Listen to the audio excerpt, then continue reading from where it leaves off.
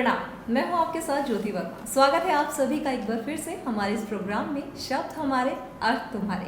यह एक आध्यात्मिक परिचर्चा का मंच है जहां पर आज हमारे साथ जुड़े हुए हैं शीर्ष उद्योगपति श्रीमान रोशनलाल गौरखपुरिया जी, जो कि एक आध्यात्मिक शोधकर्ता भी हैं।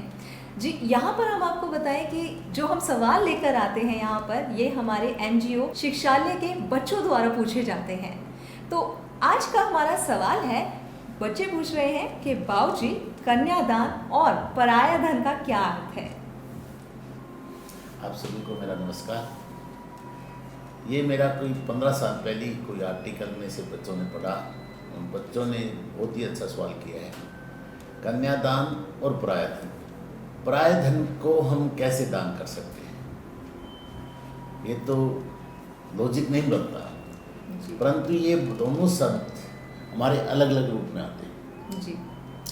एक बेटी है, उसको दूसरे की कैसे बनाया जाए, मतलब अगर शादी करते हैं तो पुराने ज़माने में स्वयंवर होता था, लड़की खुद चुनती थी। आज भी लव मैरिज होती है, पर उनको समाज बहुत ज़्यादा अप्रिशिएट नहीं करता। कन्यादान, एक बेटी दूसरे की धरोहर बन जाए, उसकी पत्नी बन जाए, तो उसको दान के रूप में देंगे। अगर दान के रूप में नहीं देंगे तो उस पर अधिकार पिता का बराबर बना रहेगा। और जिस चीज़ को हम दान दे देते हैं तो उसको अधिकार से हम वंचित हो जाते हैं, पर जिम्मेवारी से नहीं। हम बात करें बेटी, बहन और बुआ, इन तीनों का कोई धर्म नहीं होता, इनके लिए हमारा धर्म होता है। बेटी के लिए पिता का, बहन के लिए भाई का, बुआ के लिए भतीजों का। ये जिंदगी भर हमें जिम्मेवारी है, इनके लिए हम जिम्मेवारी निभाते रहते हैं।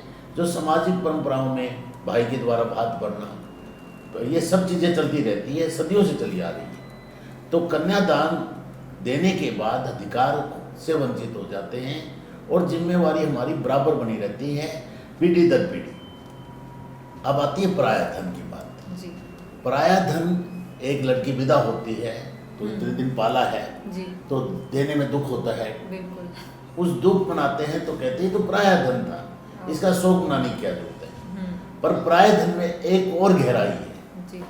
वो धन जो किसी की अमानत है हमारे पास, अमानत एक धरोहर है हमारे पास किसी और की, उसका खरोंच भी आता है तो जिम्मेवारी हमारी बनती है। उसको बड़ा संभाल कर, सहज करके पालते हैं ताकि दूसरे के यहाँ घर जाए, जो उसकी धरोहर है उसको संभाल कर रखे और बड़े प्यार से पाल के रखें।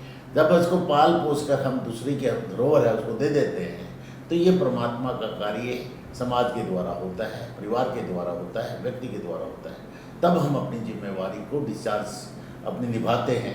यही धर्म का मूल सिद्धांत है। तो ये धर्म के मूल सिद्धांत को जैसे समझेंगे, समाज में फैली हुई भ्रांतियाँ जो आज युवा पीढ़ी है या लड़कियाँ समझती कि हम कोई वस्तु है दान में दे दी जाए, तो इस बात को समझ में आ जाए कि सामाजिक के बनाए हुए ताने बाने ये बहुत ज़रूरी है, ये बहुत ही गहरे हैं। अगर इनको नहीं समझेंगे, ये सामाजिक ताने बाने टूट जाएंगे, जिससे समाज हिंट जाएगा, बिखर जाएगा। ये भारतीय संस्कारों का, भारतीय संस्कृति का एक अनमोल मतलब गहरा महत्व रखता है।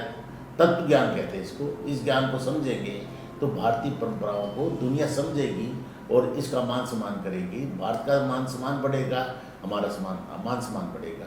इसको समझना होगा, यही गहराई है इस बात की। मेरे ख्याल में मेरी बात समझ गए होंगे आप सब।